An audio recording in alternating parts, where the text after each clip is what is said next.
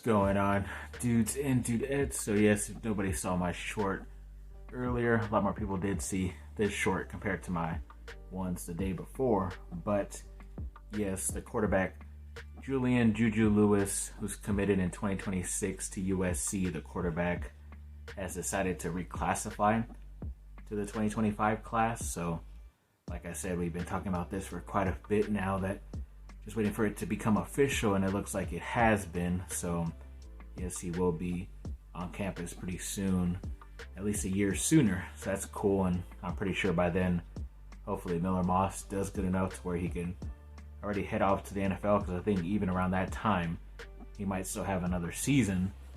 But then if he leaves, Jaden Mayava is still there, hopefully at quarterback, to help, lead USC before Julian gets a shot in a year or two after that. So yes, overall it looks like it's setting up greatly for the USC quarterback room.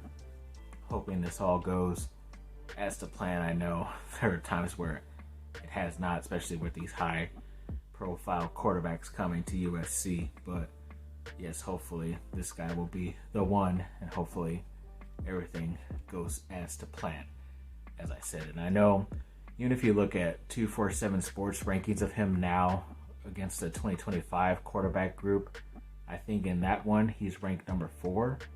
That's not bad, but he was number 1 in 2026. But when you see On3's ranking of him, they have him number 2 overall. So either way, he has a really good junior year this year in high school, then he should be fine and should be considered number 1 or number 2 in both. So either way, it should be okay for him moving on, being ranked high. But he's still a very talented player in everybody's opinion, and mine too, because I've seen some of his highlights from high school already, and what he's done this far has been pretty freaking crazy. So yes, definitely very happy about this news. And the other day we did hear some official news about Tyrone Taleni, that he will be entering the 2024 NFL draft, the defensive lineman from USC who transferred from Kansas State. I didn't really know he had another year left, so maybe he did, but I guess he's foregoing that and heading towards the draft, so good luck to him. I'm sure he has an opportunity to make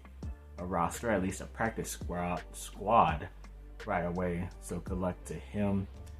Then when it came to Isaiah Collier, I know the other day he already inked a Powerade NIL deal, which is pretty crazy because he's even still out now, isn't really practicing or even playing because of that hand injury, and yet he is still making money and making these NIL deals. So congrats to him, I guess.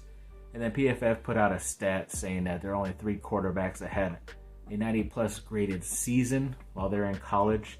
Obviously, Caleb Williams was part of that, one of those 3. I think Baker Mayfield and Trevor Lawrence were part of the other 2.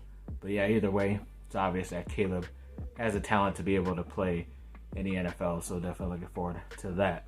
And at some point yesterday, there were some sources and some rumors going around there that the EA Sports college football game is officially going to be being released around July 12th of this year, 2024.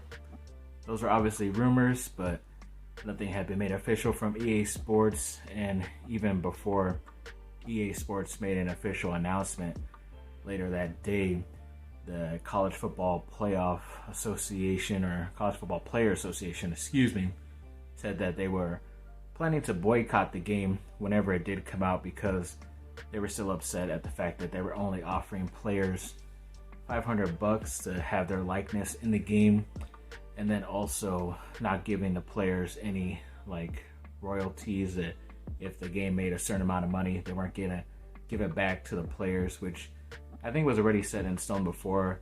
That's why they came up with that deal of, if you wanted your likeness in there, you're just gonna get $500. And a lot of guys were into the idea anyways.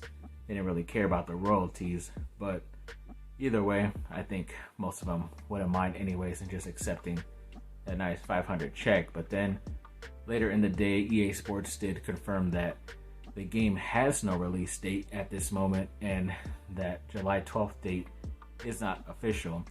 I remember there were also some other sources a couple weeks ago when the national championship game was going on, that there was going to be a game trailer for that, but it never came, and I never saw it on social media, so I'm assuming it didn't obviously premiere.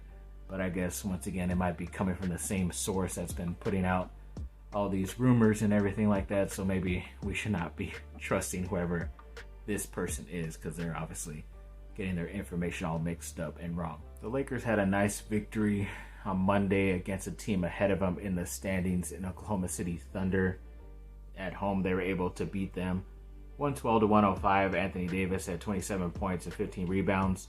LeBron also had 25 points, 7 rebounds, and 6 assists. Nice overall win for them. Like I said, this is a team that is ahead of them and a young team, so it could be that they're ahead in the standings because they're younger and not having to sit out many guys or having any injuries as of right now. But yes, definitely a big time win for the Lakers, and hopefully they will be able to continue that at some point this week. I forget when they next play, but they definitely need some rest anyways to be able to get some guys back and let LeBron rest up so he can still play every game instead of having to sit out a game because of his calf. So it's definitely okay with me if I don't see them coming up on the schedule yet. Then when it came to the Anaheim Ducks, yes, they did have a nice victory the other day on the road against the Florida Panthers 5-4 in overtime, but I believe today or Tuesday they played and lost to the Washington Capitals 0-2.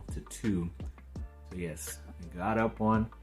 Now you're back on the losing streak. So yes, hoping they get back in the win column again, but they're definitely going to have to step it up pretty soon because I'm pretty sure the playoffs are going to start within a month or so. Seeing that I'm around the 7-minute mark, I think I get in a couple mock trades for the LA Lakers to try to see if they could get something done before the trade deadline coming up in a couple of weeks. So to start off with a nice trade I thought about with Atlanta, they could trade for DeJounte Murray and Bogdan Bogdanovic, and the Hawks get D'Angelo Russell, Austin Reeves, Gabe Vincent, and a top 5 protected first round pick. So yes, sadly you do lose Reeves in this trade, but I think you get back not only Murray but a really good other guard / small forward and Bogdanovic as well, and plus that first round pick. If they could get this going in the trade, it's still top 5 protected, so if it ends up in there through the lottery, then the Lakers still get to keep it. If not, then it obviously goes to the Hawks. So you're playing a little bit of fire, but I think as long as it's protected that high, should be fine, because the Lakers are usually in the playoffs anyways, but around that time, who knows, right? But still a pretty nice trade in my opinion. And then with another trade, I have the Lakers getting Donovan Mitchell and Gorgeous Niang from the Cavs, and the Cavs get D'Angelo Russell, Rui Hachimura, Taurean Prince, Max Christie, and that 2029 first round pick not protected. So heard there's rumblings that the Cavs might be wanting to trade Mitchell, or at least he's becoming unhappy there. And I know the Lakers tried to get him before Utah traded him to Cleveland, and I know a lot of teams are, like the Knicks and the Miami Heat want him also, but I don't know. This is a pretty good trade. Numbers wise, you might have to switch out Russell or Rui and put in Reeves in there to make it a difference, to make them say yes. I don't know if the numbers really add up when it comes to money, so they might have to take back another player, the Lakers, but either way, still a pretty nice trade with the Cleveland Cavaliers. And on to the next trade.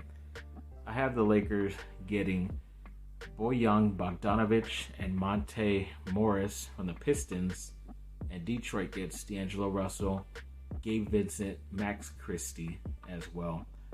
No picks here because I don't think Detroit really cares. They just know that they have an aging player in Bogdanovic, and they know they don't want to re-sign him because of how young their team is. So to get at least some other young players back and guys who aren't really on deals that are, obviously committed for the future, they can move on from them as well pretty easily. I think this trade works out pretty well for both teams, especially if no picks are involved. So I like this trade quite a bit, and I know the Lakers have been trying to get Bojan on the team for quite a while as well.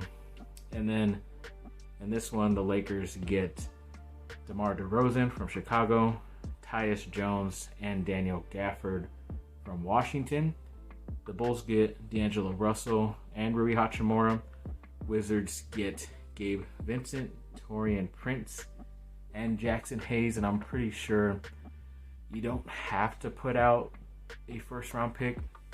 Maybe just throw those seconds in there to both Chicago and Washington. But if you need to sweeten the deal, I guess you do, but maybe try to get someone else. But I like the idea of getting Tyus Jones, a really good ex-Duke player, but a really good point guard for you to be playing against LeBron James and help spell him so he can get a rest here and there and someone could run the team. And then DeMar DeRozan, who Lakers have always either tried to get him, or especially the fans, it's always been rumored that we want him to come here. Obviously went to USC, and a Compton kid as well, so be pretty cool. And Daniel Gafford is a pretty athletic big man center as well, so I think he could be pretty good.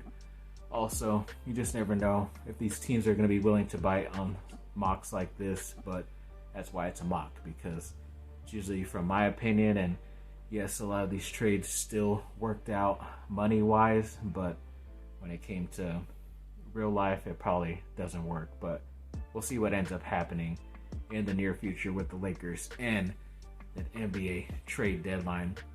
Thanks for watching, people. Like and subscribe, comment down below. Let me know what y'all think. Have a great rest of your day.